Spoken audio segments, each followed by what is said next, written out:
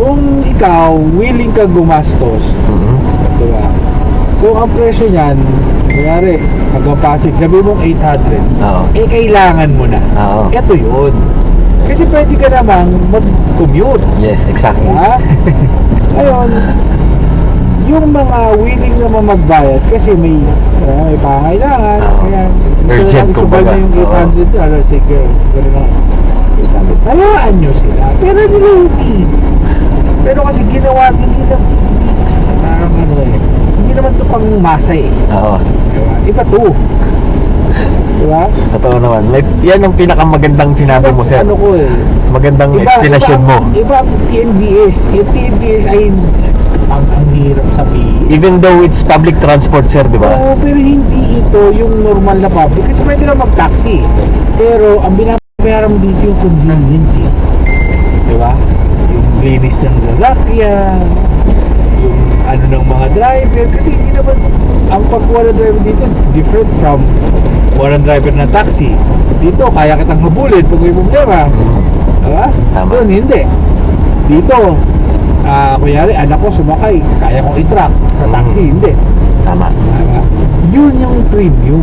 Kaya kung 800 yun, at may 800 ka, willing kang yung 800 mo, eh, i-let go. Ay na, dapat lang, kung mo, hindi ka naman pinilit dito eh. Totoo, sir. Diba? Kung ayaw mong magbayad ng 800, pwede ka magbayad ng 100 lang. Mag-jeep ka, mag-target, tapos sumakay ka na tapos pumila ka, narating ka sa bahay lang, alas 10. Yun yung 100 pesos. Diba? Yun lang yun. Sa akin, simple lang. Siyempre, iba ang experience ng iba. Pero sa akin, hindi ito para sa lahat. Sa kaya lang mag-afford mo, sir. Eh, ganun eh. Kasi, ang pangit sabihin ko yan, pero ganun eh. Yun yung talagang Diba? pinaka-ano eh. Kung afford Gusto mo. mo ng kailangan mo sapatos, pwede ka naman bumili sa Marikina. Sa Baclaran, Ba't ka sa Nike bibili? Oo. Kasi yun yung gusto mo, yung choice mo yun. May nagreklamo ba na 10,000 ang isang Jordan? Oo. Wala naman. May mas Diba? mahal pa nga sa Mas mahal pa. 10,000. Hindi mo bibili yung mga Kotse, limited pwede ka edition. naman bumili ng maliit. Oo. Ba't gusto mo SUV? Diba? I mean, ayaw mo yung mga tao. Preference na lang eh.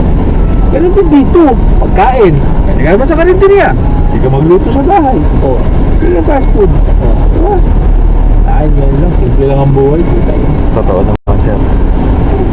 Ginagawang komplikado Hindi na. lang Madaming nadadamay. Kaya pa yung para sa lahat. Hindi ko para sa lahat. Yun yung ayaw tanggapin eh. Kasi laging